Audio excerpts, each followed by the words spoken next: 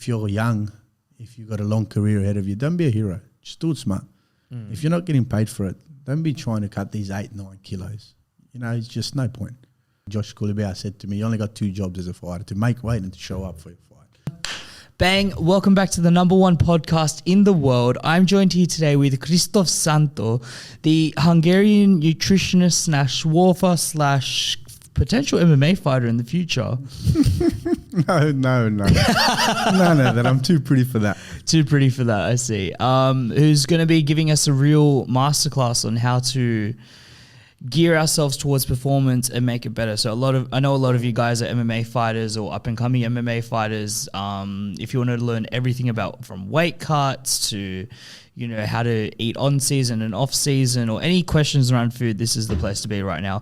Thank you for smashing the subscribe button. It goes a long way. It costs you guys absolutely nothing. And enough of that plug. Let's start this thing. Let's go. Let's go. How are you, Luca? I'm exceptional. I'm very excited to have you here. Thank you, my friend. Pleasure to be here. Good. So from what I've seen and the kind of space that you work in, you've worked a lot with the boys over at Eternal and a lot of the boys over at Urban Fight Night, and I saw recently that you signed as well a current UFC fighter. Yes, so congratulations on that. Thank you. How did you kind of find yourself in this space of nutrition and sports nutrition? Look, I've been in the fitness game for about 12 years. So I started around 2012 as a personal trainer, and I always loved interacting with people, improving people's health, life, well-being, really. And over time, I saw that a lot of people like training, but not many people were on top of their nutrition. So as a personal trainer, you usually do morning shift and afternoon shift. I decided to use that gap wisely and go to university. I got myself a bachelor degree of food and nutrition by correspondence. And then I went on to completing a master's of dietetics at University of Wollongong. Dietetics. Yes. What's dietetics? So there's a difference between a nutritionist and a dietitian. So a nutritionist can give you a guide for general healthy eating, but they shouldn't really personalize your nutrition. They can just stick to the Australian guidelines to healthy eating. Whereas a dietitian, we can really look under the hood, more clinical, do more stuff with diseases, diabetes, any gastrointestinal issues that come up. We can troubleshoot, and really it's in our scope of practice to help that. Right. So if I'm hypothetically a fighter that wants to get into the cage and is worried about a weight cut, I should be looking more specifically for a dietitian as opposed to a nutritionist. Ideally, yes, 100%. And not just a dietitian. I went on to completing a sports dietitian course. So I'm an accredited sports dietitian over in Oz, which is another 13-week intensive online lectures where you go really to the bits and bits of sports nutrition, how to improve performance, recovery, hydration, all the different sports all over the shop. It's good. Yeah. Gives you a broad knowledge. So why don't you break down then kind of, because you've gone from, just being a personal trainer to you've really expanded on your wealth of knowledge and really specialized in certain aspects, and particularly in sports performance. From your perspective and from where you sit, what are the most common mistakes that any athlete is occurring? Undereating. Undereating, I think, is the #1 mistake that I have with most of my clients, athletes, or anyone that I give tips to. Really, I'm surprised to hear that. That's an athlete, not the general population. Yep. So as athletes, especially MMA fighters, they train 2-3 hours a day, 2-3 sessions. They train like monsters and eat like rabbits, and it just doesn't make sense, You're expending so much energy that you should definitely be fueling for those training sessions, making sure you recover properly so you can actually have a diet high in calories, high in carbohydrates, just so you can feed your workouts. I'm surprised to hear that, high in carbohydrates. Yes. So carbohydrate is linked to performance. Carbohydrates is what gives you the energy, to push at high intensities, and it also helps you recover from big training sessions. Yeah, but for most people, we kind of, mind the pun, force-fed this carbs are evil mentality, particularly when it comes around just eating in general. Maybe I'm speaking more towards the general public now, but for the most part, what we've been fed is like avoid, breads, avoid pasta, avoid all these things that eat really lean meats. You've seen the extremes of it where people either go vegan or they go carnivore, like they go 100%. anything to avoid carbs. Yeah. So general population, that's the difference between just normal weight loss and performance nutrition. You got to look at how intense your training sessions are, what level you want to perform. Do you want to go 100% intensity? Are you having a light session? That all depends how you fuel for that session. So you always got to fuel for the work required. If you're doing a wrestling session that goes for 90 minutes, 2 hours, you're going to be pushing the pace. It's ideal that you have a big high carbohydrate meal before it, just so you got the intensity and you got the energy to maintain that high level of intensity throughout your workout. Whereas, like you said, everyone wants to go low carb, and not everyone wants to go low carb in general, but that was the recommendations for general fat loss. General fat loss, most of the population can get away with it, but we're athletes. The most of the demographic I deal with are fit, healthy fighters. So they are pushing the boundaries every day. Yep. So they need that. They need that stuff for fuel. Absolutely. I think probably this probably strikes as obvious to you, but being mindful of the people at home as well, the most common kind of complaint or concern rather I've gathered from fighters and from people that there's a urban fight night coming June 25th, I believe, and I've talking to a couple of the boys there, Fahud and Haydar and Amin and the guys over at Australian Top Team, and just seeing how they feel, engaging it out. And every single one of them had the exact same response, like, I'm just trying to make weight. Like, that is such a big deal, because I guess the mentality that a lot of fighters go in with is, I'm going to try and cut as much weight as possible so that once I bounce back up in that in-between period between weigh-ins and fight day, when I bounce back up, I'll have a 5, 6, 7 kilo advantage potentially against my opponent. Yep, correct. But don't forget, everybody's cutting weight these days. Exactly. So that advantage is not really an advantage anymore. You're back on par with someone. Well, if they're not cutting weight, that's when you got the advantage. But if you're not cutting weight, you must know that your opponent is 100% cutting weight, especially when you get to those high levels of athletes. Of course. So with that in mind, and with the understanding that, for fighters in particular, weight is a very key part of the success that they will see in their careers, and managing that weight and making sure that they don't blow up too big or get too small, but they stay within a kind of consistent range. Have you seen any negative side effects as to these weight cuts? Because I've seen some dramatic ones. You should never try and be a hero.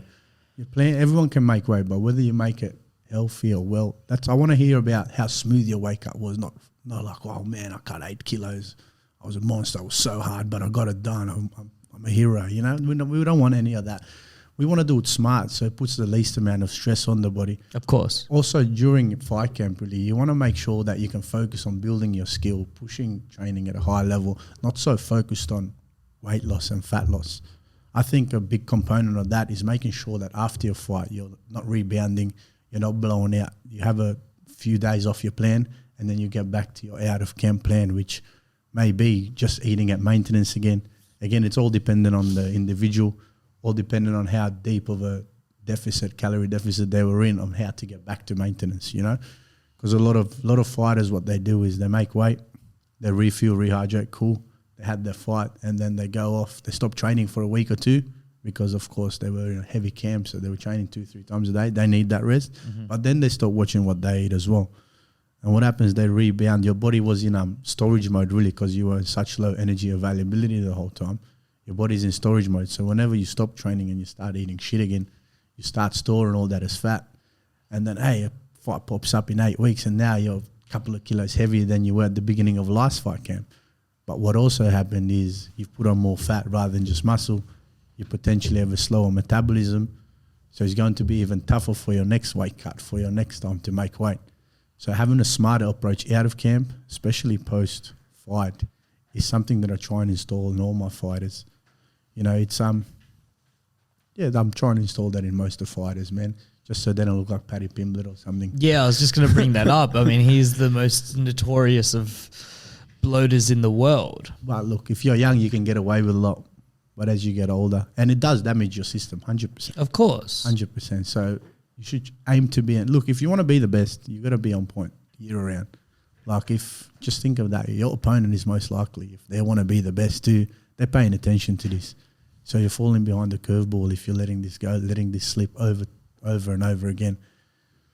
And especially if you're trying to be very active. Like, for example, Urban was in February and now we're in June. That's 4 months. But a lot of fighters try to fight every 8-9 weeks. So they don't even give their body potentially any time to refuel, hit maintenance, just hang out for a bit.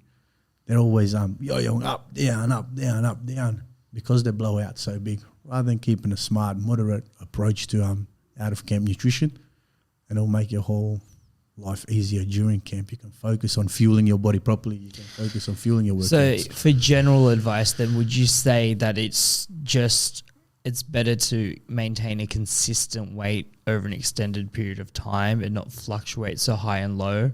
So if I naturally weigh 70 kilos, don't look at fighting at 50 kilos, but potentially 60, and then trying to stay within that. Yes, 100%, especially if you're a young... to 65 range, so that I'm not doing these massive cuts. Exactly, especially if you're a younger fighter at the beginning of your career.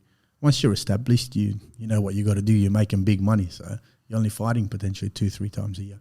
Yeah. But as an amateur, you're trying to get your record up. You're trying to get more fights in. You're fighting anyone, anytime. So you got to be on the ball, ready to replace someone if there was a fallout or someone pulled out, you know. So you want to be ready to go. You want to be 4 or 5 weeks out, usually not 12 weeks out, not 12 kilos off. I mean, but that circumstance does happen sometimes where fighters have to take 9 days notice on a fight. You know, that happened to Alex Georges, who got literally called up to the UFC on 9 days notice. And it was like, as soon as he found out, I was like, okay, we're going to go running. Like, we've just got to cut as much weight as possible.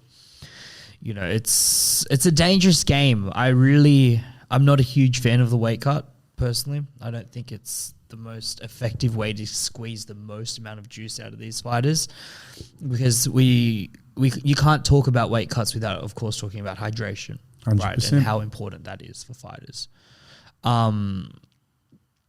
I know personally some fighters that have had really intense saunas, really intense, let's call them water cuts as opposed to weight cuts, and, you know, have gone blind for periods of time. Maybe. Or have, you know, fainted, or, you know, have had, I believe it was liver failure and ended up in hospital.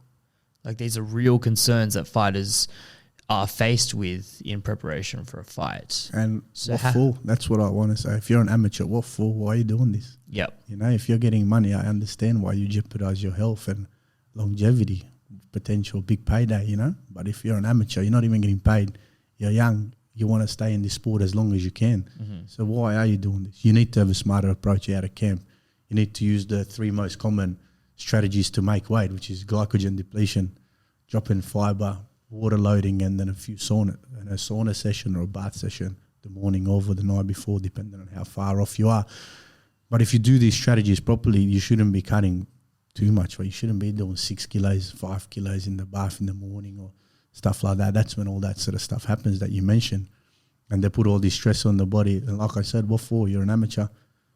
Why you got to push the envelope? So why don't you like break this? down glycogen loading and fiber loading? So it's glycogen depletion. Sorry, glycogen. Depletion. So glycogen is basically your stored carbohydrates. Mm-hmm. So ideally what you do about 5 days, 6 days out from weigh-ins, you reduce all the carbs in your diet. And what happens is you lose all the glycogen that's stored in your muscles, and that glycogen holds water. So you end up losing anywhere from 2 to 4% of body weight, depending on how much muscle mass you have, of water. So you're depleted in that way. But you won't actually lose muscle mass. You won't lose muscle mass. Right. You'll look flatter because your muscles are flat because it doesn't have the glycogen which provides your energy and improves your performance. But that can all be replaced post-weigh-ins. But isn't glycogen also extremely important for brain function as well? Yes. You've got to suffer, I guess, for 5 days, you know. This is your fight week. Fight week plans are not suffer, but yeah, these are the strategies we've got to use so we don't cut those 5-6 kilos in the bath, and we reduce the chances of the complications that you mentioned. Right. So you drop the carbohydrates for 5-6 days, depending on your training schedule again, what you plan to do on fight week. And then also 3 days out, you drop the fiber out of your diet, which leaves you with nothing in your intestines, no digested matter. So again, you might be 1-2% of your body weight can be shifted just through there. So there's no poo left in you, and you're lighter from that aspect. You're lighter from because you've got no glycogen in you, and you've also done a water load. And then I don't know if you're familiar with water loads, what you do. Break it down for the people at home. So water load is basically you drink, what I like to do is 10 mil per kilogram of body weight. That's 10 mils of water per kilogram of body yes. weight. Right. So if you're weighing in, or whatever your weighing is, say you're weighing in at 70 kilos, that's 7 litres we're going to be drinking for 3 to 4 days. A day before weigh-ins, we drop. Is that 7 litres every day? Every day for about 3-4 days. Right. Just to upregulate how much you go to the toilet, how much urine you pass. And then It's essentially just flushing out your system. Yes. And what happens the day before weigh-in, you reduce that number, I think, to 5 or 8. I don't know. I've got it written down somewhere at home, the protocol I use. So say 7 litres, we'll drop it down to 900 mils on the Thursday. And then Friday's weigh-in, we just have the sips. And your body still thinks you're getting that 7 litres in on the Thursday, but you're only giving it 1 litre. So you're still going to the toilet, urinating, passing out all this urine, essentially dehydrating yourself the same way. So again, you might drop another couple of % of your body weight there too. And then you wake up in the morning, you see where your weight is, whatever is missing, you can sweat it out. Whether it's a hot bath, the sauna, ideally they're the two that you want to use. I don't recommend the sweatsuit, but hey, some Muay Thai fighters are old school and that's the way they want to do it. And then there's your 3 main methods, or most popular methods of cutting weight. Of course, you can muck around with sodium, but it's not always required, you know. Yeah, I've heard of that. I've heard of diuretics being used as well, which have created their own complications in the 100%. I never recommend that. I haven't done diuretics with any of my athletes. I guess my main concern is I don't know how dehydrated they get. What if the effects don't come in for an extra 24 hours? What if we're shitting our pants after weigh-ins when we're supposed to be rehydrating and refueling and it's still coming out of the other end? And potentially you're going into the fight super depleted and put yourself at a risk of everything, concussion, shit performance. Yeah, I think that's the major concern with something extreme like diuretics, is that because the body's already so sensitive in such a hyper aware state, if you will, because it's so dehydrated. It's essentially 100%. in survival mode, right? There's a real issue with cutting water weight in particular that I don't think's been addressed properly within the sport, in that it opens up so much more room for concussion. 100%. And once we start looking, and once we've become aware of long-term CTE and long-term brain damage and the impact that has on fighters, not just in their careers, but after their careers. I mean, we're all familiar with the fighters that slur words and can't complete sentences or get lost very quickly. Punch drunk, exactly right. So I imagine as a sports dietitian, you must have a very strict rehydration protocol. 100%. If we're using all these strategies, the steps have to be followed in order for you to be replacing all the fluid, replacing all the glycogen, so you can perform at your best and reduce the chances of concussions happening. Anyway, you can't reduce it by just food. You know, anything can happen in the fight. But that's why having that 24-hour to 36-hour window between weigh-in and the fight, research shows that you can rehydrate and you can refuel. At 100%? Glycogen is 100%. I'm not too sure about the fluid, but you'll get close to. Right. So ideally, what you want to do with fluids is whatever you've sweat out, you times that by 1.25 to 1.5. So say you lost 1 kilo of water, you would replace it by 1.5. But of course, that's just from the sweating throughout what you've lost throughout the week. Anyway, the glycogen will pull some water back in. Adding creatine into your post-hydration plan will pull some water back in. Making sure you're drinking creatine electrolytes. makes sense. So a lot of stuff. Like, don't forget, it's not just fluid. Food gives you fluid as well. So you can rehydrate very close. I'm not 100%. If it's 100%, but it's close to normal, they say there shouldn't be any complications regarding that, as long as you got that 24 to 36 hour weigh. Again, everything is different when you're weighing in same day, you know. So when you see a case like Charles Oliveira, right, misses weight by 200 grams, how do you look at that as a professional, as, you know, someone who not only works in the space but works to ensure that that doesn't happen to fighters, that they don't miss weight by 200 grams, by making sure that everything's on point? You know, Charles Oliveira, with all the resources in the world, all the money in the world, all the, you know, capacity to be exactly on point, what do you put that down to? Man, I think by the way of his reaction, he was even surprised. Right. So I think they might have been on weight upstairs, come downstairs, and something happened in between. The 200 grams is still 200 grams. You know, you only got a couple of jobs, like Josh Oliveira said to me, you only got 2 jobs as a fighter, to make weight and to show up for your fight. So it drops the professionalism as expected. And he does have a good team around him, that I've heard anyway. Well, he's never missed weight. Exactly. So I think it's some kind of mistake that might have went through. He didn't look as depleted as some other fighters when they step on the scales. So is it possible to put that 200 grams back on in what, like a... No. Like, he wouldn't have drank anything on the way down. Right. You know what I mean? He wouldn't have eaten something. He must have thought he was on weight, come down, and then surprise. So there might be an issue with the scales. That's what they're claiming.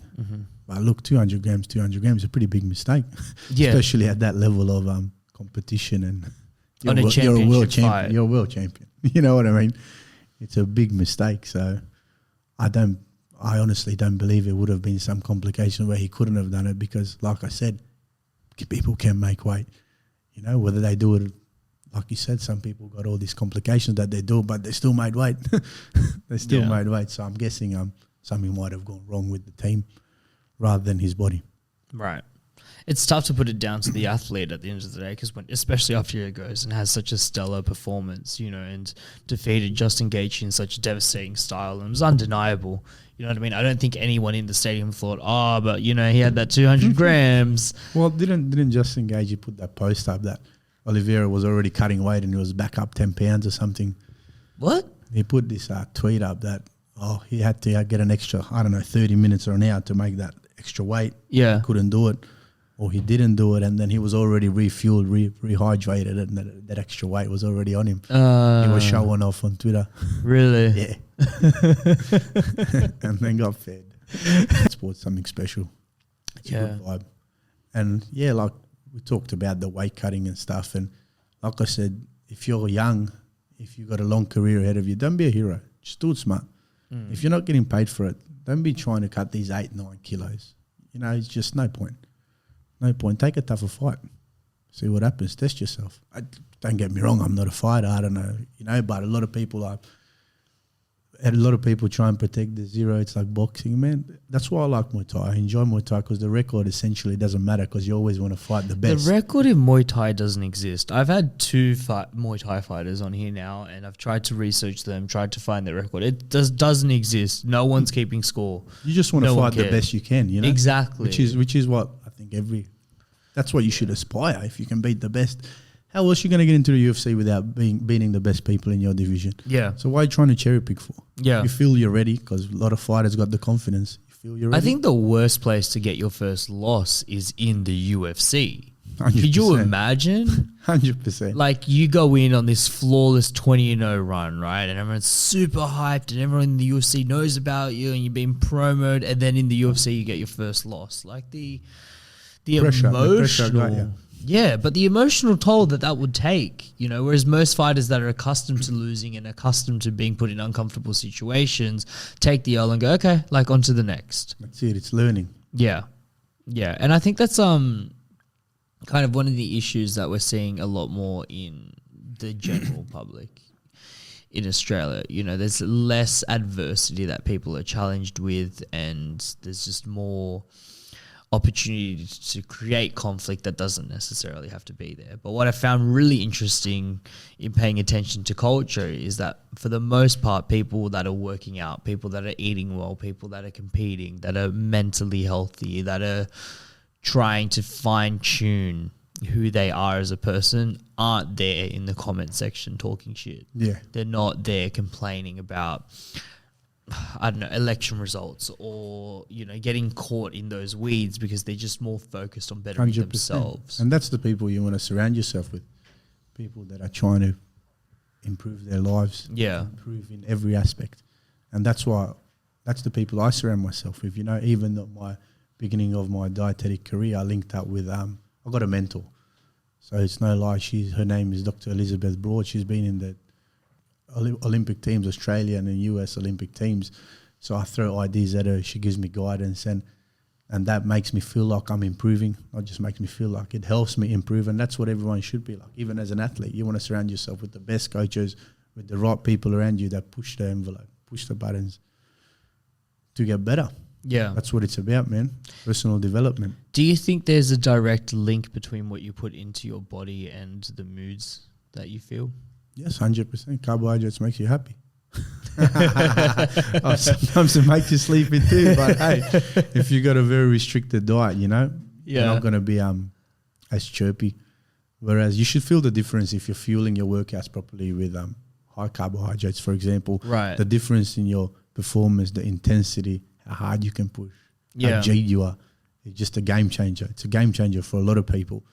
And when I start talking, I've got some professional athletes as well I work with, and I see what their pre-workout nutrition is and lacking, or what it's lacking, and I make a few changes, and they get back to me like, wow, man, I felt the best. This was such a big push. It was awesome, man. And I was like, wow, well, welcome to performance nutrition. Yeah. Rather than just focusing on weight loss, the high protein, low carb, bodybuilding style diets. Yeah. Well, I imagine that particularly for fighters, that a lot of the weight cut experience probably comes from head coaches, that it's that probably got it from their head coaches, so it kind of becomes this generational information. 100%. It may not necessarily get adjusted for where the science is at right 100%, now. 100%, and that's one of the reasons I got into this field. When I started Muay Thai at SRG, shout out to the boys at SRG, it's a great team, big Muay Thai gym, awesome coaches, and I was talking to some fighters how they make weight, and I was like, wow, we can make big improvements here, you know. And like I said, the most common thing I told people is to eat more, and everyone comes back to me, this is the best weight cut, this is the most I've eaten during fight camp, and they still made weight, they performed well. Yeah. Win or lose, they felt 100 times better. Because that's the ideal, right? Like, you want to be able to make weight, but you still want to feel good while you're doing it, because then you can go into the cage as the best as you can, right? You may not necessarily feel good, but better than previous weight. Better than previous weight. And if your weight is in check out of camp, you 100% feel good. Yeah. If you got to shift those big weights like we talked about when you got out of shape, that's when it can be, hey, we're doing our best to make you feel good, but hey, sometimes it just can't happen. Yeah, that does happen for sure. Well, like you said, it is the coaches that that push. And I used to have I still do have discussions with the head coach at SRG, Lewis. I throw my ideas at him, and he's always open-minded because 100%, let's try this. He gives me a bit of a free rein to help fighters, throw my ideas at them, and that was the first team I ever worked with. So shout out to them, they're awesome. Yeah, no, big shout out for sure. So we were kind of talking a little bit about the general Australian public and how their perceptions of health may not necessarily line up with what's factually true. And we're also talking about how it's becoming vogue right now to not only cut out carbohydrates, but then go to the extremes of it. So, you know, be a vegan or be a carnivore or keto or intermittent fasting. From your personal experience and from your expertise, do any of the fad diets, let's call them, hold weight? What the diet that works the best is the one you can stick to. All right? So it doesn't matter which dieting style you pick. If weight loss is your goal, the one that works best is the one you can do for over time. Consistency is key. They all work on the merit of calorie deficit. But that's for general population. Yeah. We're athletes. We need performance. Just keep this in your head. Performance equals carbohydrates. If you want to push at high intensities, you need a lot of carbohydrates in your diet. If you're going for a marathon run, again, you need carbohydrates in your diet. But if you're going for a long jog or something of low intensity, you don't need as much carbohydrates. If you're doing sprints, you need them. So there's a difference between general population, general weight loss, and athletes and performance nutrition. Yeah, of course. Big difference. And a lot of that is that carbohydrates are key, man. A lot of people, I can keep rambling on about carbohydrates because that's how important I find them. Not just me, it's facts. Yeah. It's research, it's everything. Is there specific types of carbohydrates people should be aiming for then, as particularly the high performance? Because again, it depends on the type of training you're doing. It depends on the time of training you're doing. So ideally, you might have heard of low GI carbohydrates. Yep. These are the ones that give you constant energy for longer periods. These are great for people that have blood sugar issues. But when you're training 2-3 times a day, these aren't the carbohydrates that you need before your training session, just because it won't give you that boost of energy. It will sit in your stomach for over a longer time. It will take longer to digest. So would low GI better be suited for longer, like marathon runners, perhaps, people that do extended workouts? Not so much marathon running. It's more towards the weight loss to keep you feeling fuller for longer. Right. Whereas if you're training 3 times a day or 2 times a day, you need quick fuel, which means the high GI carbohydrates, which can be stuff like honey, stuff like fruit. That's the things I'd go for, right? White bread rather than the brown rice and sweet potato and stuff before you train. Ideally, before you train, you want high GI carbohydrate, something that absorbs quick and it's straight in your blood, so it can provide you that energy. And so that might be some common snacks that you might have seen is that corn thins with banana and honey, crumpets with maple syrup. How about fruit? Fruit is all right too. Yeah. Fruit is all right too. And anything specific or just fruit in general? whatever you like. Yeah. I'll keep it, everyone's different. There's no general fruits that I recommend, but whatever fits with the certain meal. I always feel so much better if I have fruit before training. I just feel like I've got an extra bit of oomph. Try some bagels and jam. Really? That's my big go-to at the moment. Bagels and jam. White bagel and jam. Try that before hard training sparring. session. Try that 60 minutes before. Eat that. See how you feel. A good bagel and with jam, you might hit like 80 grams of carbohydrates in something so little. So it doesn't fill you up for ages. It's not heavy. So how many stomach, bagels and jam should I have? Just one. Just one. Just one bagel, bit of jam. Smack it down. See how you feel. Okay. And see how you feel. I think it's a game changer. It's one of my favorite pre-workout snacks, actually. Right. That I recommend for people. How do you feel about the pre-workouts? The highly caffeinated, stimulating, itchy face.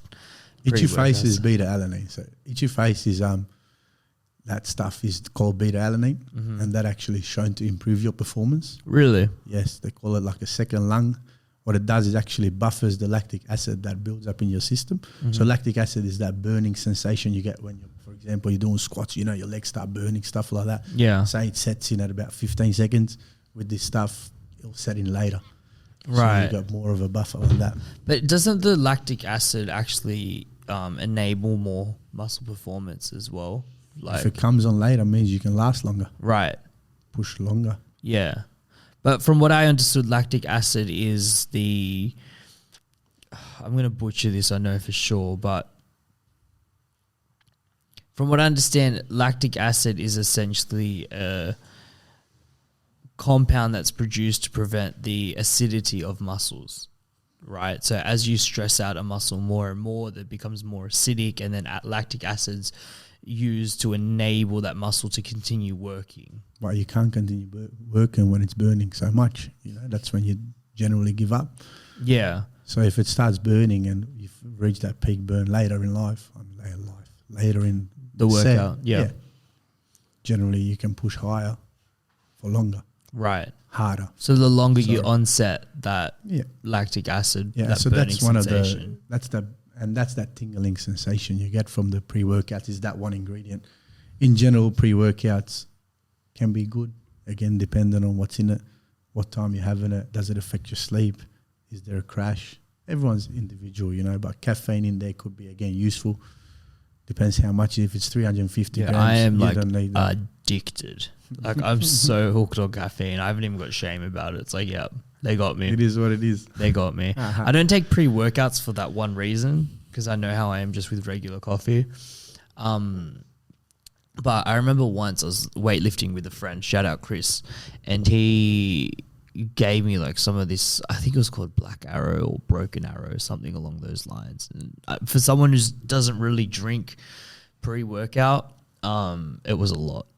100%. I'm a bit older. I'm 33, and I'm from the days of Jack 3D and 1MR, and that stuff made you peak, I swear. Yeah. I've been to plenty of raves when I was young, and I was like, holy shit, man, what's happening here? No wonder they banned it. It was that good. You know what I mean? But yeah, you build a tolerance to it. You know, sometimes you can't train without it if you get so used to it. So I don't recommend that in general. I recommend creatine, beta-alanine, and mucking around with a pure source of caffeine, just so we can get the right milligrams, right amounts for you. So what would a pure source of caffeine look like? You can get it in tablets form, powder form. Ah, okay. I see. Caps. Caps, but not those caps, yeah. Yeah. Yeah, but just to wrap up that story, so yeah, I took this Broken Arrow pre-workout thingamabob, and as I'm bench pressing, and I think I was only like 3 reps in, I just started seeing like these black spots in my vision. I'm like, that is not good. I don't know what that is, but that is not good. Similar to when you're getting choked out. Yeah. Too much pre-workout. Yeah, pretty much. So we're not going to see you compete? No. No? It's not on the cards for the foreseeable future. Like I said, before we started this, I got 2 boys, so almost 3, and the other one's 8 months. And family's first, Of course. work second, training's third. Right. Used to be training first, but priorities change over time. Yeah, of as course. you get older. Of course. So ideally, it'd be cool to have a Muay Thai fight or something. But like I said, I never want to go into anything half-assed or half-prepared. So you got to dedicate the time and the effort, and whether the family commitments allow that. At the moment, it's a no, but who knows what happens in the future regarding fighting anyway. Yeah. It's a really ruthless sport, and the fact that you have that self-awareness to kind of go like, yeah, I'm not going to half-ass into this thing is so important, because, you know, I think a lot of people have that kind of notion that, particularly in guys, you see it so often that they just say, oh, you know, I'm just going to slip the jab there, get him on the upper end. And they've never trained a day in their life. There's this conception that anyone can fight, or anyone that can do it, or anyone is capable of fighting. But It used to be me. I used to think I could fight until I started fighting, and I was like, oh, and you realize? And you realize, like, what was that holy shit moment for you? It was just, coming into a fight gym at 30. I always liked fighting in general, watching it. I don't mind the beef here and there. But when you step into a gym and you learn proper technique, and you do your first sparring session, and everyone's getting ready, putting in their mouth guards, your shin guards, and you're doing it's a different vibe. It was pretty cool. And that's when you realize, like, hey. Did you spar someone? Like, did you get hit and you're like, oh, fuck, like, I don't know. You'll get hit all the time. It's sparring. Yeah. You try new moves. No, I'm talking about the first time. Like that first time that you realized, no? Not really, but just the whole vibe, like, hey, this is a fight. This guy likes fighting as well. Yeah. It's not just, for example, you have a quick scrap, 15, 20 seconds, it's done. You scream at each other, this, that in a fight. We got rounds of this. Well, fighting cardio is so different as well. Big time, man. That was the one that shocked me, because growing up, I used to be a soccer player and then long distance runner. Right, so I always just thought I had very good cardio, and fight would just be the same thing. Just keep a steady pace and I'll be fine. And I quickly found out that is not true at all. Like, the cardio that is required for fighting is so different. Let alone when you start grappling as well. Oh no. There's a different fitness. Grappling fit. You're like, Yeah, it really lends itself nicely to a lot of breathwork techniques, though. And I always encourage, especially younger fighters to look into those, because I think the more control that you have over your breathing, and the more control you have over your lung capacity and your abdominals and your diaphragm, especially when you're in these really tight cranks and chokes and awkward positions where it may not be necessarily natural to breathe when you would want to. If you have those techniques in the back of your mind, it's the difference between winning or losing. Do you do much grappling? Do you do or jiu-jitsu and that sort of stuff? Yeah. So I don't do much of that. I always just get finished when I'm on the ground. It's not good. I went to a grappling class. I was like, all right, you know what? I'm lacking so much. I'm going to go. And every time some guy's crotches in my face, I'm like, this thing, man. You get past it. Yeah. I'm like, oh, this is no good. Like, this is the third time I've got someone hitting me here. I'm like, none of this, man. Let's stand up again, would you? Please, can we start on the feet again? It's an addictive game, man. You get hooked on it. It's fun. The funny thing is I did start just Muay Thai because I didn't want to go for a run. I didn't want to do cardio in that aspect. And then next minute, I'm pumping Muay Thai 5 times a week, throwing weights to the back, and then you have to find the balance. You know, you fall in love with it so quick. Yeah.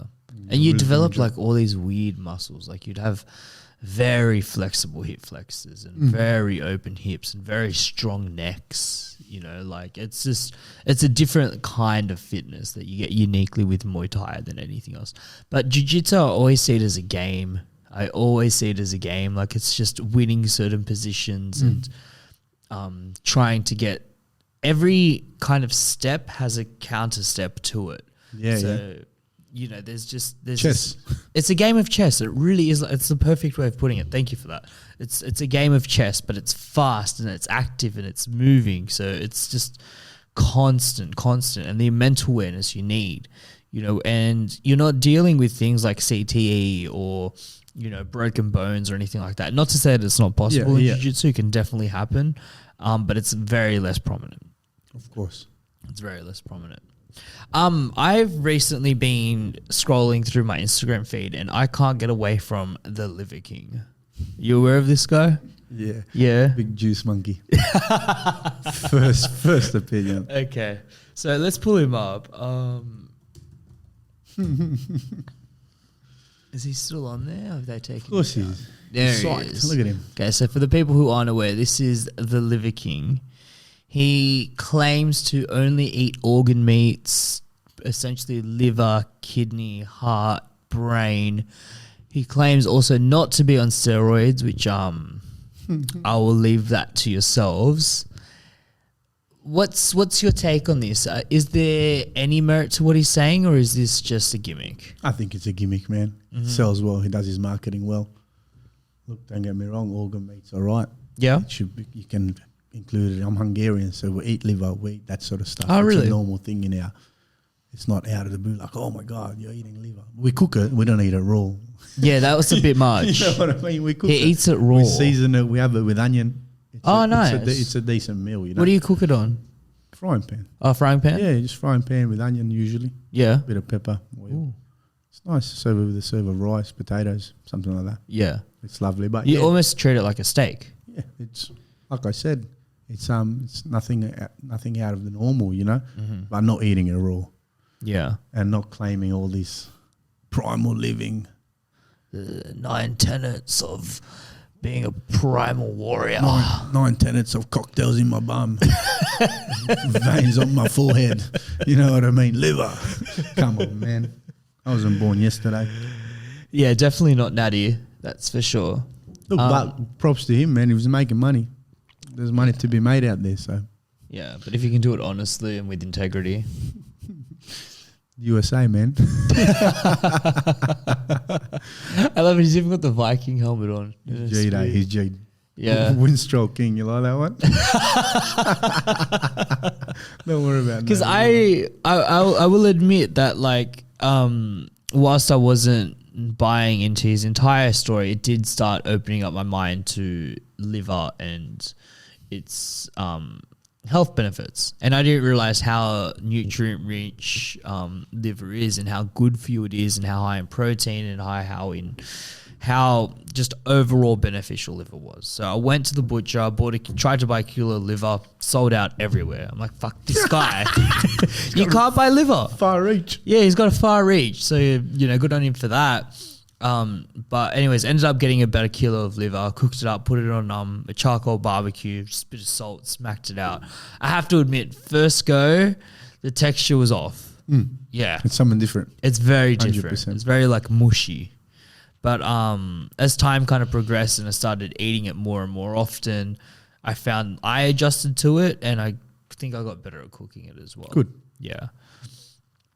And I felt, and I don't know if this is just placebo. I don't know if this is just, me wanting to believe that liver is magical. Liver is king. You gotta put it like that, man. Liver is king. But I felt that firstly I was satiated a lot faster, so I felt like I didn't need to eat as much liver No, because you couldn't stomach it.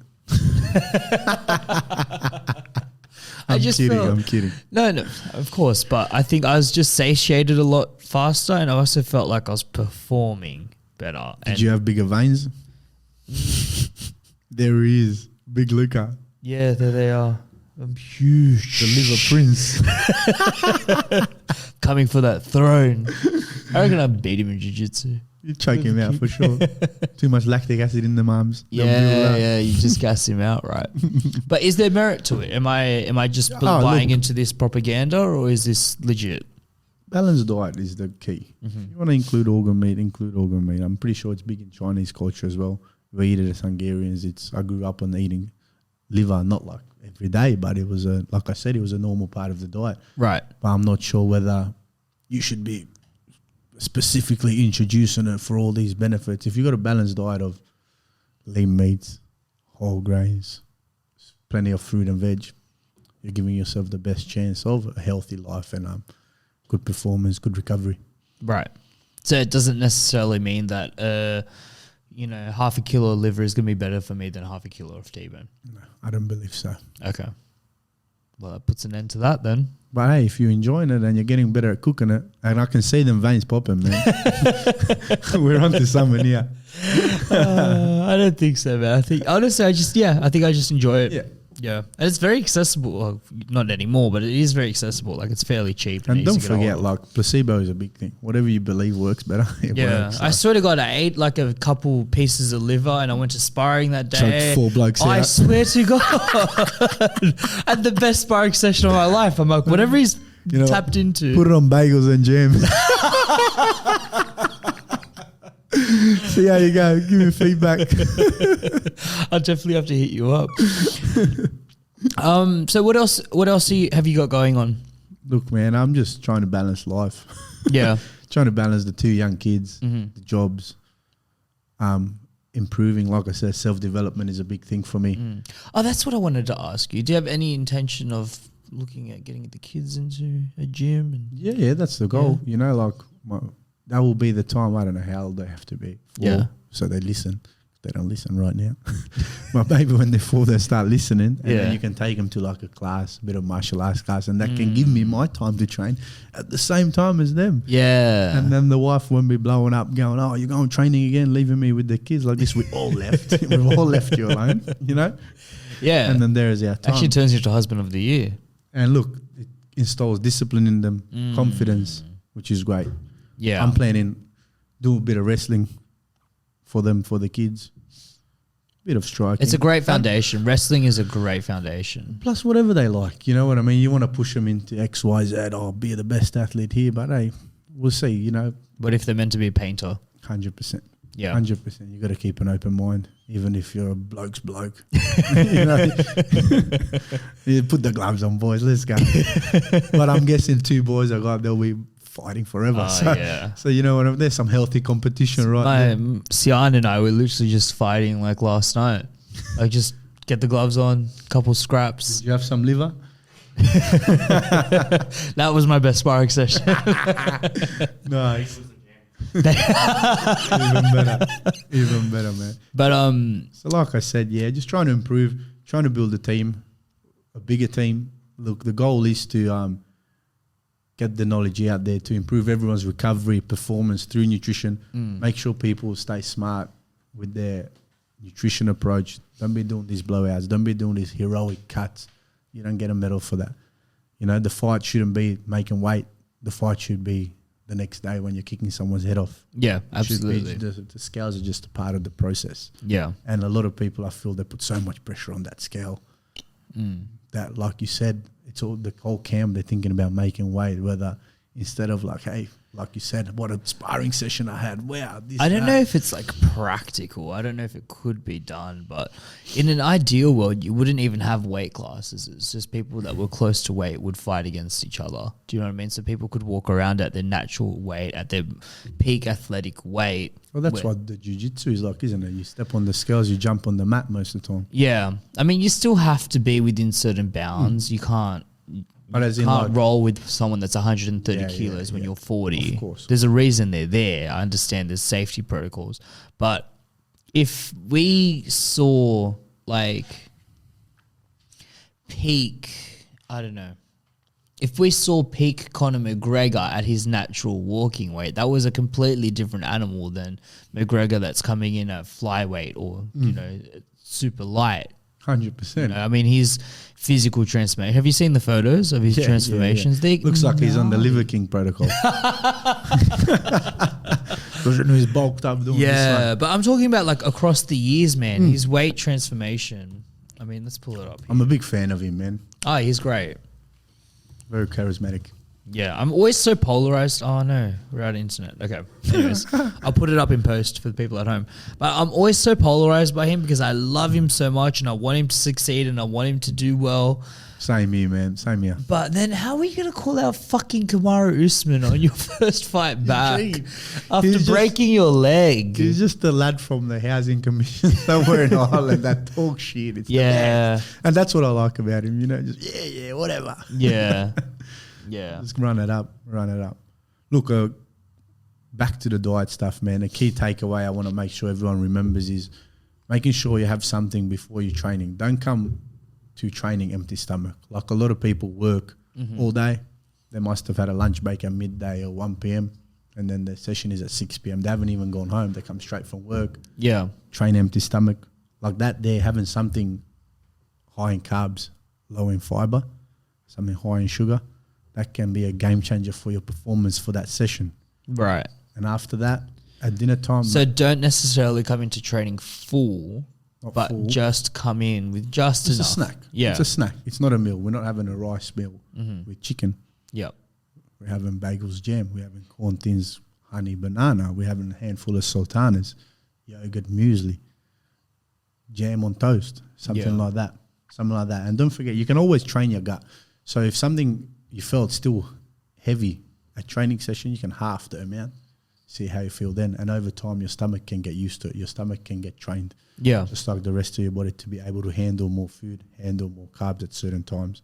So pre-workout nutrition is huge, especially in the sports dietetic world, and post-workout nutrition, especially if you're doing double sessions. If you're training in the morning again, make sure your dinner is at least double the servings of carbs compared to your meat. That's a quick double the servings of carbs compared to so 2-to-1 ratio is right. what I'd at least recommend. So 300 grams of meat should be 600 grams of carbs, roughly. Hopefully you're not eating 300 grams of meat at that time. Yeah. So 150 and 300, 120, 240, something like that. Something like that is ideal. When you're a fighter, when you're not lifting weights, you're not a bodybuilder, protein shouldn't be your main focus. Of course, there needs to be sufficient amount, but a lot of people are protein focused in this health space. Whereas, remember, performance, carbs are hand in hand, linked together. So you should start focusing on that. And would you recommend the same thing after a fight?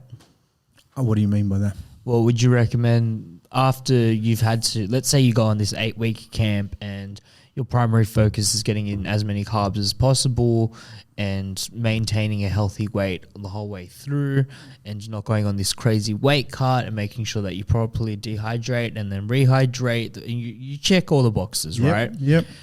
In that off-season period, do you think fighters should then go and focus more on the proteins or should they stick to that carb? Depends what your training schedule is. Right. If you start focusing on a building phase of strength and conditioning, of course, more protein there then. But if you're, again, training 2-3 times a day, you need that. You need that so you can perform. So really dependent on your training schedule, on what your goal and what your goal is for that off camp or out of season or whatever you want to call it. Yeah. Everything is individualized, you know. Yeah, of course. Everything is individualized. And I think that's probably one of the benefits of working alongside someone like yourself is that I imagine you go in and you take the fighters and really break out what their goals are, and you really what they're already doing, where we can improve, you know. The plan is for me to give you a diet or suggest you or put you on a diet that's easy to stick to, that you can maintain. It doesn't cause you extra stress, you know. Yeah. I don't want you to go, oh, I can't eat this, start stressing out because of it. Christoph told me I got to eat this, I can't fit it in. Yeah. But that's not the goal. The whole goal is to be cruisy, man. Let me do the stressing and the thinking. You just focus on training hard, training at max capacity, full intensity as you can, and improving in general. Absolutely. Okay, I think we're pretty good to wrap up here. Easy as, Luca. Easy as. Why don't you let the people know where to find you? I'm on Instagram as KS, the Performance Dietitian. I also got my website, theperformancedietitianoz.com.au, because somebody stole my domain. How dare they? I know, without even building a website, so it was just seriously? Just a loose domain? Yeah.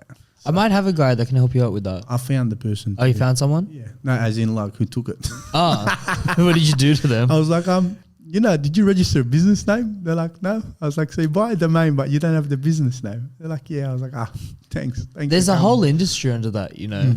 A lot of people would do that just to sell the domain to the person. Right, you know, then again you start thinking, hey, let's focus on building my business, not muck around with this sort of stuff. And then we'll leave them in that. It's all link in bio anyways. Yeah. Instagram is the greatest marketing tool there is at the moment. I think that's TikTok. TikTok? All right. Get on TikTok. Yeah. Do I have to dance? No. You just have to get choked out. What if I like to dance? Oh, then yes, you can. Then we're on to something. So yeah, just jump on Instagram, give me a follow. If you need any information, any help with anything, just hit me up, send me a DM. I'm happy to help everyone. I'm happy to talk shit, give you tips, run ideas by me. I'm here to help, man. Like I said, goal is to optimize your performance and your recovery through nutrition and bring out the best in you. One last thing, bit of a selfish question here.